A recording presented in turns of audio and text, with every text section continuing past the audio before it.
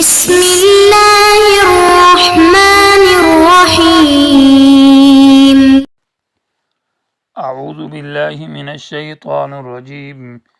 ذالک ومن عاقب بمثل ما عوقب به ثم بغی علیہ لینصرنہ اللہ ان اللہ لعفو غفور۔ عزیز طلبہ کرام، سبق نمبر 269 آیت نمبر 60 سورۃ حج۔ پہلے درس کے اندر ترغیب الی الہجرت کا بیان تھا، والذین ہاجروا فی سبیل اللہ، اور اس کا تذکرہ کہ مکہ سے جب مشرکین نے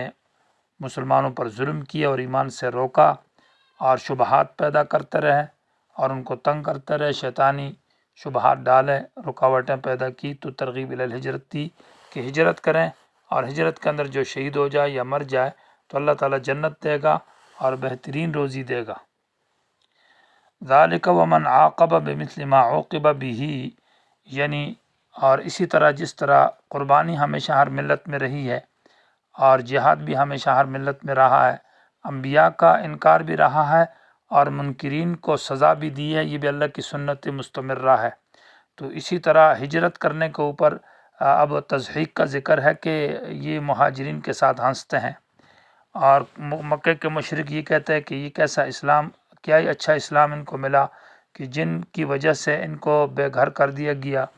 اور پہلے حبشے کی طرف ہجرت کی پھر مدینہ کی طرف، تو یہ کیسا ہی خوب اسلام ہے جس کی طرف سے گھر بار رہ گیا، ملک رہ گیا، ماں باپ کٹ گئے، برادری جدا ہو گئی۔ تو اس میں اب ترغیب ہے ہجرت کے فضائل اور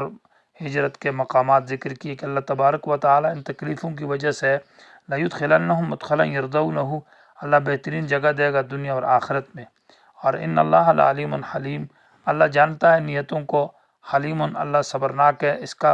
مظلوموں کے پر جو ظلم ہوا ہے تو اس کا اللہ ظالموں کو سزا دے گا، لیکن اللہ تعالیٰ بردبار ہے، حلیم ہے، صبرناک ہے، سزا جلتی نہیں دیتا، موقع دیتا ہے۔ ذالکہ سے ابھی جو مہاجرین تھے اس میں سے دو قسم کے تھے، ایک وہ جو جنگ احد میں شہید ہو، بدر میں شہید ہوئے یا اپنی طبی موت مر گئے، اور دوسرے وہ ہے کہ جو ابھی تک ہیں اور اس کے بعد واقعہ احد برپا ہوا، احزاب، اور وہ آخر تک رہے، تو ان کا بھی تذکرہ ہے کہ ذالکہ یہ دو کلاموں کے درمیان میں فاصلے کے لیے آتا ہے، اور اس کا مطلب یہ ہوتا ہے کہ ذالکہ یعنی یہ بات کہ مہاجرین کے اللہ تعالیٰ نصرت اور غلبہ اس لیے فرماتا ہے، یعنی ذالکہ یہ بات کہ یہ جو بات پہلی ہو چکی یہ تو ہو چکی، اس کو سن لو، آگے دوسری بات ہے۔ ذالکہ یہ مذکور بات جو کچھ ہوئی وہ تو اعلمو، اس کو سیکھو اور سمجھو، لیکن اگلی بات بھی سن لو۔ وہ بات یہ ہے کہ ومن عاقب بمثل ما عوقب به ثم بغی علیہ، کہ وہ لوگ وہ شخص جس نے سزا دی اس سزا کے برابر جو اس کو دی گئی تھی، ثم بغی علیہ، پھر اس پر زیادتی کی گئی مزید، تو لینصرنہ اللہ، ضرور بضرور اللہ اس کی مدد کرے گا، بے شک اللہ تعالیٰ درگزر کرنے والا، بخشنے والا ہے۔ یعنی پہلے جنگ بدر کے اندر مسلمانوں نے کافروں کو مارا تھا، اب دوبارہ جب انہوں نے پھر احد کے اندر دوبارہ حملہ کیا تو پھر دوبارہ مسلمانوں نے ان کے اوپر جنگ ہوئی اور مزید ان پر زیادتی ہوئی، تو اللہ تبارک و تعالیٰ فرماتے ہیں کہ مسلمان پر جب دوبارہ کافر بار بار حملہ کرتا ہے اور زیادتی کرتا ہے تو اللہ تعالیٰ اس کی ضرور مسلمان کی مدد کرے گا اور اللہ تعالیٰ اس کو کامیاب کرے گا۔ تو معنی یہ ہے کہ ومن عاقبہ، یعنی من عاقبہ کا معنی جس نے سزا دی، یعنی قاتلہ، جس نے جنگ کی اور جہاد کیا، بمثل ما، اور سزا دی اس سزا کے برابر، عوقبہ کی سزا دی گئی تھی اس شخص کو بھی اتنی سزا، یہ ما سے مراد سزا ہے، معنی بمثل ما، اس مقدار میں، اس برابر میں، عوقبہ جو اس کو دی گئی تھی، اور اس نے وہ اپنا بدلہ لے لیا، لیکن ثم بغی علیہ، پھر مزید اس کے اوپر ظلم ہوا، جیسے کہ احد کے اندر یا دیگر واقعات کے اندر، تو لینصرنہ اللہ، اللہ تعالیٰ ضرور اس کی مدد کرے گا۔ اور ان اللہ لعفو، اللہ تعالیٰ معاف کرنے والا ہے، غفور، بخشنے والا، درگزر کرنے والا ہے۔ سزا دینے میں جو کمی زیادتی ہوتی ہے تو اللہ تعالیٰ اس کمی زیادتی کو معاف فرما دیتے ہیں، بخش دیتے ہیں۔ ذالکہ، اب یہ جو مہاجرین کے اللہ تبارک و تعالیٰ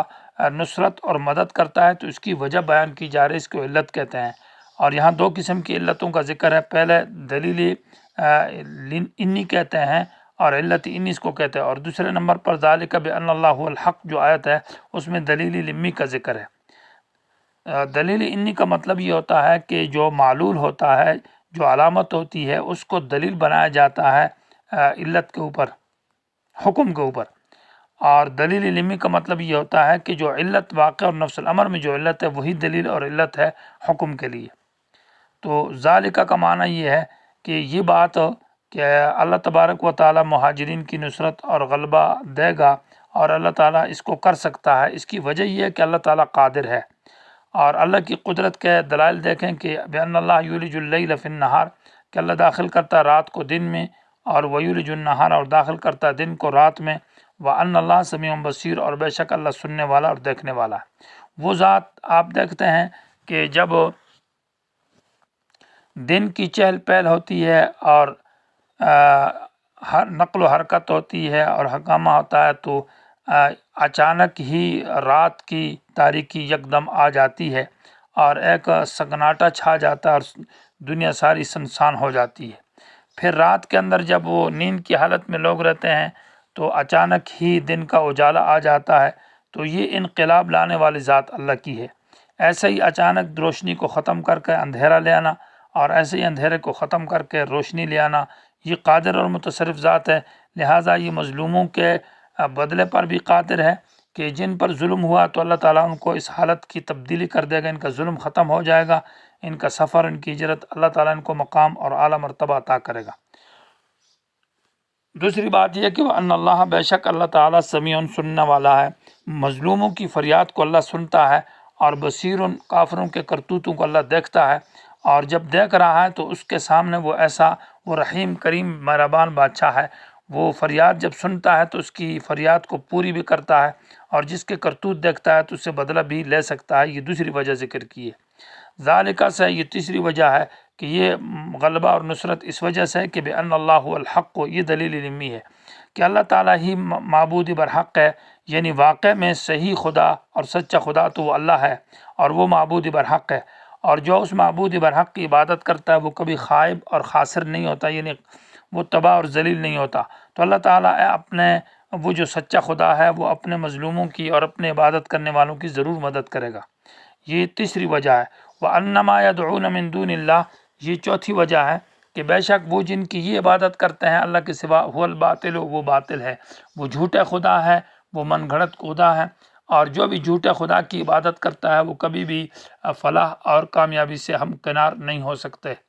تو یہ ان کی عبادت کرتے ہیں۔ وَأَنَّ اللَّهُ هُوَ الْعَلِيُّ الْكَبِيرُ میں یہ پانچویں وجہ ذکر کی ہے کہ بے شک اللہ تعالیٰ بلند ذات ہے، عالی شان ہے، الکبیر، وہ سب سے بڑا ہے، وہ بہت بڑا ہے، اور اللہ تعالیٰ بڑی ذات ہے تو اس کی قدرت اور اس کی نصرت بھی کامل ہے، اور وہ حقیقی اختیار کا مالک ہے، اسی کے پاس حقیقی اختیار ہے۔ تو ابھی وقت آ گیا ہے کہ اللہ تعالیٰ مدد کرے گا مہاجرین اور انصار کی، کیونکہ اللہ تعالیٰ بلند ذات ہے اور بڑی ذات ہے، اور وہ مدد کر سکتا ہے۔ یہ گویا کہ پانچویں وجہ ذکر کی ہے۔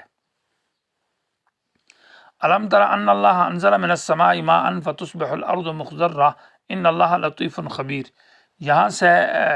جہاد کے فوائد ذکر کیے جا رہے ہیں، اور اسی طرح ان غلبہ کا جو وجہ ہے کہ اللہ تعالیٰ مہاجرین کو غلبہ دے گا، اس کے فائدے اور حکمت ذکر کرتا ہے، اور جہاد کے فائدے ذکر کیے جا رہے ہیں کہ اللہ تبارک و تعالیٰ نے انسانوں کو پیدا کیا ہے، تو انسان کے روح کو بھی اللہ نے پیدا کیا ہے، اور اللہ تبارک و تعالیٰ نے انسان کے بدن کو بھی پیدا کیا ہے۔ گویا کہ اللہ خالق ہے، روح کا اور بدن دونوں کا یہ مجموعہ ہے، اور دونوں کے خالق اور مالک جو اللہ تبارک و تعالیٰ کی ذات ہے، جس طرح اللہ تبارک و تعالیٰ نے بدن کی ضروریات مہیا کی ہیں، تو اللہ تعالیٰ روح کی ضروریات کو بھی انتظام کیا ہے، وہ روح کی ضروریات کو بھی مہیا کرتے ہیں۔ تو انسان غور کرے تو جو ذات اللہ تبارک و تعالیٰ انسان کے بدن کی جو ضروریات مہیا کی ہے، ان پر انسان غور کرے کہ وہ کیا ہے، کہ ہر چیز اللہ تعالیٰ نے انسان کے فائدے کے لیے پیدا کی ہے، اور کتنی بڑی بڑی چیزیں ہیں جو اس کی بگاڑ میں اللہ تعالیٰ نے لگا دی ہے۔ تو کیا اللہ تبارک و تعالیٰ کے لیے ایسا ممکن ہے کہ وہ روح اور دل کو ویران چھوڑ دے، اور اس کی تربیت کے لیے اور اس کے نظام کے لیے کچھ بھی اللہ نہ کرے؟ ایسا نہیں ہو سکتا، بلکہ باران وحی ابھی شروع ہو چکی ہے، اللہ تبارک و تعالی جہاد کے ذریعے لوگوں کو زندہ کرے گا، جیسے کہ اللہ تعالیٰ بدن کو، مردے کو زندہ کرتا ہے، زمین جو مردہ ہوتی ہے اس کو زندہ کرتا ہے، خشک زمین کے اوپر اللہ بارش برسا کر اس کو تازہ کرتا ہے، ایسے ہی اللہ تبارک و تعالیٰ ان دلوں کو اسلام اور جہاد کے ذریعے سے تازہ اور زندہ کرے گا۔ یہ گویا کہ اس کے فائدے ذکر کی ہے کہ جہاد کے کیا فائدہ ہے، اس سے دل تازہ ہوتا ہے، ایمان تازہ ہوتا ہے، اور جیسے کہ بارش کے ذریعے سے زمین جو ہے وہ تازہ اور زندہ ہوتی ہے۔ الم تر ان اللہ، کیا تو نہیں دیکھتا کہ اللہ بے شک اللہ تعالیٰ نے اتارا من السماء، آسمان سے ماء پانی، فتصبح الارض مخضرہ، تو بس ہو جاتی ہے زمین سبزار، یعنی اصل میں یہاں پر تصبح ہے تو تصبح بمانا تسیرو ہے، ہو جاتی ہے زمین مخضرتاً مانا سبز۔ حالانکہ قرآن نے لفظ تصبح استعمال کیا ہے تو جو لوگ تسیرو کہتے ہیں وہ اس حقیقت سے اصل میں خبر نہیں ہے۔ بعض وہ کہتے ہیں کہ یہ معنی کیا جائے کہ تصبح الارض معنی ہو جاتی ہے زمین صبح کے اندر مخضرن سبزہ، معنی رات کو بارش ہوئی تو اس کا اصل معنی تو یہ ہے کہ صبح میں وہ زمین سبز ہو جائے گی، تو ایسا تو نہیں ہوتا۔ لیکن یہ جن لوگوں نے نہیں دیکھا تو ان کو یہ اشکال ہے، بلکہ ایسا ہوتا ہے۔ ملک شام کے اندر ایسے علاقے اور بعض ایسی جگہ بھی ہے کہ جہاں رات کو بارش ہو تو صبح زمین سبز ہو جاتی ہے، اور یہاں مختلف علاقوں کے اندر پہاڑوں میں جہاں برف ہوتی ہے اور گرمی کے موسم میں، جون جولائی کے موسم میں جن پہاڑوں کے اوپر لوگ بکریوں والے چلتے ہیں